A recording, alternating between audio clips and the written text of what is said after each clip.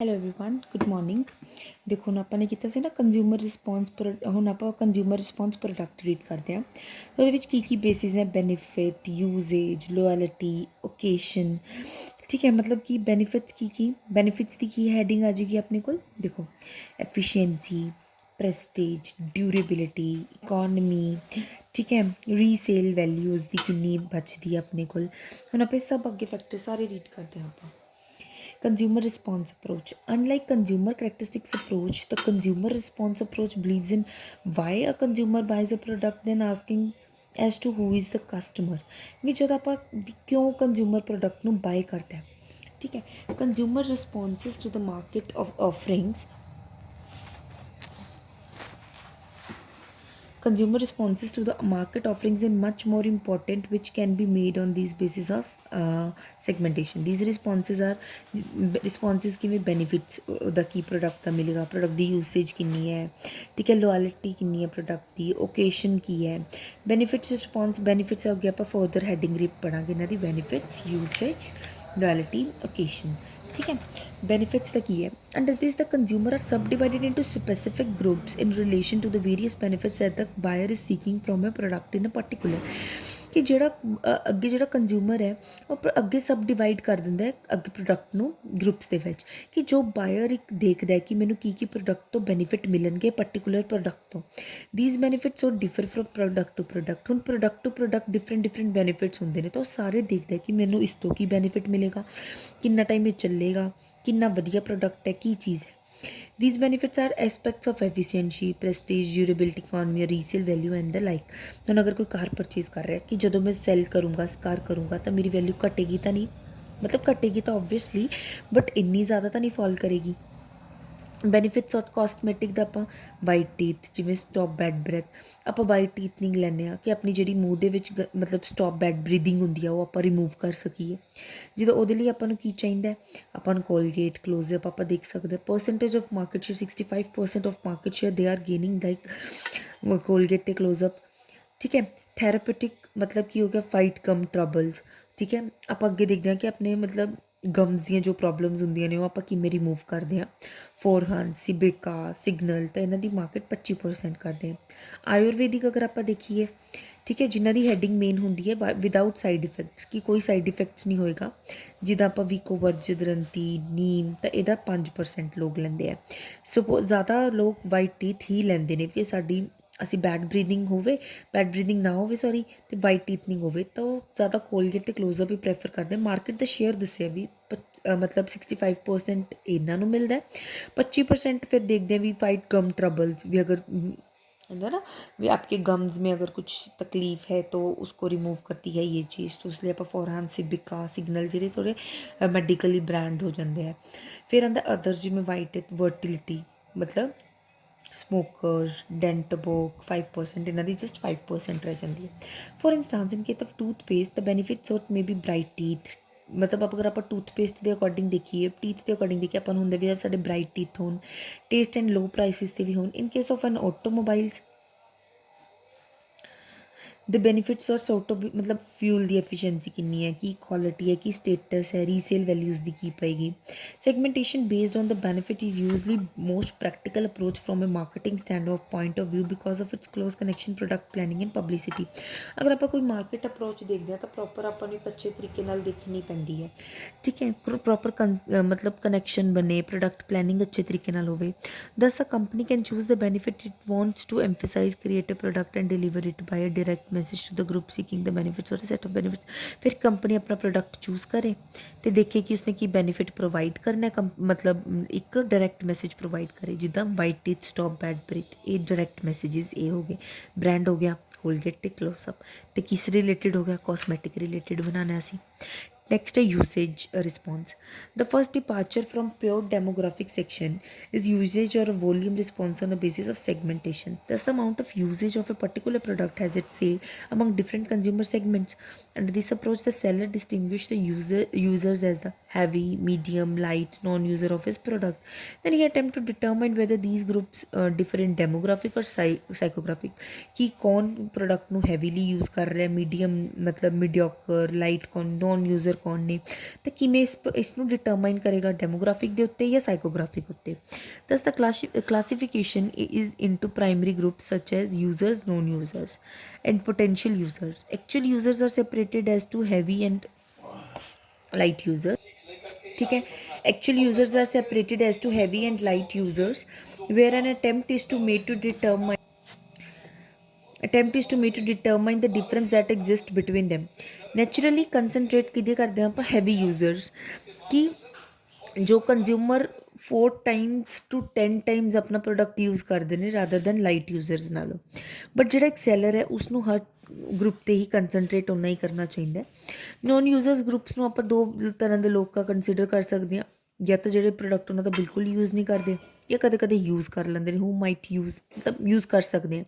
Much question should be exercise before writing of the people as non potential users because ਮਤਲਬ ਅਗਰ ਆਪਾਂ ਕੁਛ ਦੇਖਦੇ ਹਾਂ ਕਿ ਇਹਨਾਂ ਨੂੰ ਆਪਾਂ ਨੋਨ ਪੋਟੈਂਸ਼ੀਅਲ ਯੂਜ਼ਰ ਕਿਉਂ ਕੰਸੀਡਰ ਕੀਤਾ, ਕਿਉਂਕਿ ਹਰ ਰੂਲ ਦੀ ਇੱਕ ਐਕਸੈਪਸ਼ਨ ਹੁੰਦੀ, ਠੀਕ ਹੈ। ਸੈਲਰ ਨੂੰ ਤਾਂ ਮਤਲਬ ਹਰ ਵੈਲਿਊ ਆਫ ਗਰੁੱਪਸ ਨੂੰ ਹੀ ਕੰਸੀਡਰ ਕਰਨਾ ਚਾਹੀਦਾ।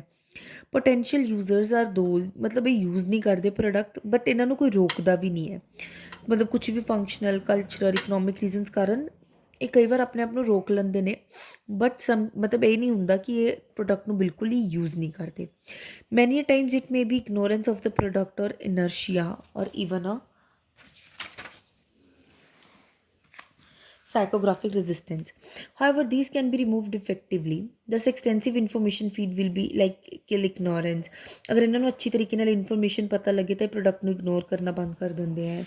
Inertia will be eased by repetitive ads and मतलब इन्हों ਨੂੰ मतलब repetitive ad sellers ਨੂੰ ਦੇਣੀ ਚਾਹੀਦੀ ਕਿ ਸਾਡੇ ਪ੍ਰੋਡਕਟ ਤੁਸੀਂ ਬਾਏ ਕਰੋ, ठीक है। Loyalty response or a product space response is the latest based use for segmentation. It works on the fact that the consumer can differentiate between the product and they create a product preference scale. मतलब ਹੁਣ ਇਹ product ਹੈ, consumer ਇੱਥੇ product ਨੂੰ differentiate ਕਰਦਾ ਮਤਲਬ ਉਹ ਦੇਖਦੇ ਵੀ ਅਗਰ ਸਪੋਜ਼ ਬ੍ਰਾਂਡ ਹੈ ਕੋਲਗੇਟ ਅਤੇ ਕਲੋਜ਼ਅਪ ਅਤੇ ਉਹਦੇ ਵਿੱਚ ਡਿਫਰੈਂਸ ਕੀ ਹੈ, ਪ੍ਰੈਫਰੈਂਸ ਕਿਸ ਦੇ ਵਿੱਚ ਉਹਦੀ ਜ਼ਿਆਦਾ ਹੈ। That is, the buyers are asked to compare the existing brand of a product and rate them as they perceive them based on their likings. ਠੀਕ ਹੈ, ਬਾਇਰਸ ਨੂੰ ਪੁੱਛਿਆ ਜਾਂਦਾ ਕਿ ਆਪਣੇ ਪ੍ਰੋਡਕਟ ਨੂੰ ਤੁਸੀਂ ਕੰਪੇਅਰ ਕਰੋ ਅਤੇ ਰੇਟ ਕਰੋ ਕਿ ਜਿਹੜੀ ਤੁਹਾਡੀ ਲਾਈਕਿੰਗਸ ਹੈ ਕਿਹਦੇ ਵੱਲ ਥੋੜ੍ਹੀ ਜ਼ਿਆਦਾ ਲਾਈਕਿੰਗਸ ਹੈ। Such attempts help the seller in developing an idea brand to which a sizeable group of a customer is clustering. ਮਤਲਬ ਸੈਲਰਸ ਨੂੰ ਇੱਥੇ ਆਈਡੀਆ ਹੋ ਜਾਂਦਾ ਕਿ ਕਿੱਥੇ ਇੱਕ ਪਰਟੀਕੂਲਰ ਬ੍ਰਾਂਡ ਦੇ ਉੱਤੇ ਕਸਟਮਰ ਸਾਡਾ ਕਲਸਟਰ ਹੋ ਰਿਹਾ, ਕਲਸਟਰ ਮਤਲਬ ਗਰੁੱਪ ਬਣ ਰਿਹਾ। Later this consumers can be sub divided on the demographic. ਫਿਰ ਜਦੋਂ ਇਹ ਕੰਜ਼ਿਊਮਰਸ ਇੱਕ ਪਰਟੀਕੂਲਰ ਬ੍ਰਾਂਡ ਲਈ ਸਿਲੈਕਟ ਹੋ ਜਾਂਦੇ ਫਿਰ ਇਹਨਾਂ ਨੂੰ ਫਰਦਰ ਆਪਾਂ ਡਿਵਾਈਡ ਕਰਦੇ ਹਾਂ according to their demographic and psychographic features. However it is really very difficult to pin down correctly the loyalty. ਮਤਲਬ ਇੱਕ ਪਰਸਨ ਦੀ ਆਪਾਂ ਮਤਲਬ ਡਿਫੀਕਲਟ ਹੁੰਦੀ ਹੈ ਕਿ ਇੱਕ ਪਰਸਨ ਦੀ ਪਰਟੀਕੂਲਰ ਬ੍ਰਾਂਡ ਦੀ ਆਪਾਂ ਲੋਇਲਟੀ ਡਿਵੈਲਪ ਕਰੀਏ। that way every seller has consumers who are most loyal, moderately loyal and fickle minded। ਮਤਲਬ ਇਹਦਾ ਮਤਲਬ ਕਿ ਮੋਸਟ ਲੋਇਲ ਜਿਹੜੇ ਕਸਟਮਰ ਉਹੀ ਪ੍ਰੋਡਕਟ ਪਰਚੇਜ਼ ਕਰਨ, ਮੋਡਰੇਟਲੀ ਲੋਇਲ ਕਦੇ ਕਦੇ ਲੋਇਲ, ਫਿਕਲ ਮਾਈਂਡਡ ਬਹੁਤ ਜਲਦੀ ਆਪਣਾ ਚੇਂਜ ਕਰ ਲੈਂਦੇ ਹੈ। There is no guarantee that the most loyal customers are the heaviest users. ਇਹ ਕੋਈ ਗਰੰਟੀ ਨਹੀਂ ਹੁੰਦੀ ਵੀ ਜਿਹੜੇ ਮੋਸਟ ਲੋਇਲ ਸਾਡੇ ਕਸਟਮਰਸ ਹੈ ਜਿਹੜਾ ਪ੍ਰੋਡਕਟ ਸਾਡਾ ਲੈਣਗੇ ਉਹ ਸਾਡਾ ਯੂਜ਼ ਕਰਨਗੇ, ਹੈਵੀਐਸਟ ਯੂਜ਼ ਕਰਨਗੇ। For the brand loyalty is very hard to measure because it depends on the availability of competitive product। Brand loyalty ਕਰਨੀ ਬਹੁਤ ਮੁਸ਼ਕਿਲ ਹੋ ਜਾਂਦੀ ਹੈ ਕਿਉਂਕਿ ਆਪਾਂ ਆਪਣਾ ਕੰਪੀਟੀਟਿਵ ਪ੍ਰੋਡਕਟ ਦੀ ਅਵੇਲੇਬਿਲਿਟੀ 'ਤੇ ਡਿਪੈਂਡ ਕਰਦੇ ਹਾਂ ਕਿੰਨਾ ਕੰਜ਼ਿਊਮਰ ਨੂੰ ਜਲਦੀ ਅਵੇਲੇਬਲ ਹੋ ਜਾਂਦਾ। Again the reason for faith in a particular product are too often too personal to take as the basis of. ਅਗਰ ਆਪਾਂ ਇਫੈਕਟਿਵ ਸੈਗਮੈਂਟੇਸ਼ਨਸ ਲਈ ਇਹ ਬਹੁਤ ਮੁਸ਼ਕਿਲ ਹੈ ਕਿ ਇੱਕ ਪ੍ਰੋਡਕਟ ਦੇ ਵਿੱਚ ਆਪਾਂ ਪਰਟੀਕੂਲਰ ਇੱਕ ਪਰਸਨ ਦਾ ਵਿਸ਼ਵਾਸ ਬਣਾਉਣਾ। Okay, occasion response. The earlier noted responses of loyalty, benefit and usage are one that vary according to the immediate situation.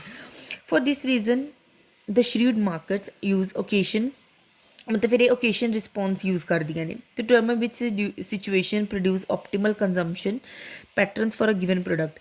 ਵੀ ਕਿਸ ਸਿਚੁਏਸ਼ਨ ਦੇ ਉੱਤੇ ਸਾਡੇ ਪ੍ਰੋਡਕਟ ਦੀ ਸਭ ਤੋਂ ਜ਼ਿਆਦਾ ਕੰਜ਼ੰਪਸ਼ਨ ਹੋ ਰਹੀ ਹੈ। This sense of occasion is of top significance when it comes to the question of designing marketing mix. ਸਭ ਤੋਂ ਪਹਿਲਾ ਕੁਐਸਚਨ ਆਉਂਦਾ ਜਦੋਂ ਆਪਾਂ ਮਾਰਕੀਟਿੰਗ ਮਿਕਸ ਨੂੰ ਡਿਜ਼ਾਈਨ ਕਰਦੇ ਹਾਂ। For instance inexpensive loyal broiler chicken for daily dinner is fine but inappropriate for entertaining guests were costly wanky chicken works vendor। ਹੁਣ ਅਗਰ ਆਪਾਂ ਇਹਨਾਂ ਨੇ ਐਗਜ਼ਾਮਪਲ ਦਿੱਤੀ ਹੈ ਕਿ ਅਗਰ ਆਪਾਂ ਇਨਐਕਸਪੈਂਸਿਵ ਵੀ ਘੱਟ ਮਹਿੰਗਾ ਆਪਾਂ ਲੋਕਲ ਬ੍ਰੋਇਲਰ ਚਿਕਨ ਡੇਲੀ ਕੰਜ਼ਿਊਮ ਕਰਦੇ ਹਾਂ ਤਾਂ ਉਹ ਫਾਈਨ ਹੈ ਬਟ ਇਨਐਪਰੋਪਰੀਏਟ ਹੈ ਗਲਤ ਹੈ ਜਦੋਂ ਤੁਸੀਂ ਅਗਰ ਤੁਹਾਡੇ ਘਰ ਕੋਈ ਗੈਸਟ ਆਉਂਦਾ ਉਸਨੂੰ ਐਂਟਰਟੇਨ ਕਰਨ ਲਈ ਤੁਸੀਂ ਇਹ ਵਾਲਾ ਚਿਕਨ ਦਿਓ ਬਟ ਉਹਨਾਂ ਨੂੰ ਕਿਹੜਾ ਚਿਕਨ ਦੇਣਾ ਚਾਹੀਦਾ Venky chicken works wonders for daily use most people use common brand ਠੀਕ ਹੈ ਡੇਲੀ ਯੂਜ਼ ਲਈ ਆਪਾਂ ਕਿਹੜਾ ਪਰਸਨ ਕਾਮਨ ਬ੍ਰਾਂਡ ਹੀ ਯੂਜ਼ ਕਰਦਾ toilet soap cakes but for special occasions specific brands of toilet soap cakes are used ਠੀਕ ਹੈ ਇਹਨਾਂ ਮਤਲਬ ਜਨਰਲੀ ਇਹਦਾ ਮਤਲਬ ਸੌਪ ਹੀ ਹੁੰਦਾ ਕਿ ਆਪਾਂ ਕਾਮਨ ਬ੍ਰਾਂਡ ਯੂਜ਼ ਕਰਦੇ ਹਾਂ ਬਟ ਅਗਰ ਸਪੈਸ਼ਲ ਓਕੇਜ਼ਨਸ ਹੁੰਦੇ ਨੇ ਤਾਂ ਉਹਦੇ ਲਈ ਆਪਾਂ ਕੁਛ ਅੱਛਾ ਸੌਪ ਯੂਜ਼ ਕਰਦੇ ਹਾਂ The expensive has proved beyond doubt that it is possible to broaden the occasion response to product ਮਤਲਬ ਜਦ ਇਹ experience has proved beyond ਕਿ ਜਦੋਂ ਆਪਾਂ ਆਪਣਾ ਐਕਸਪੈਂਸਿਵ ਪ੍ਰੋਡਕਟ ਆਪਾਂ ਤਦ ਯੂਜ਼ ਕਰਦੇ ਹਾਂ ਕਿ ਅਗਰ ਕੋਈ ਓਕੇਜ਼ਨ ਹੁੰਦਾ ਹੈ ਨੋਰਮਲ ਲੋਕ Thus, a traditional breakfast drink can be converted into refreshing drink for any time of the day. Much depends on marketing creativity.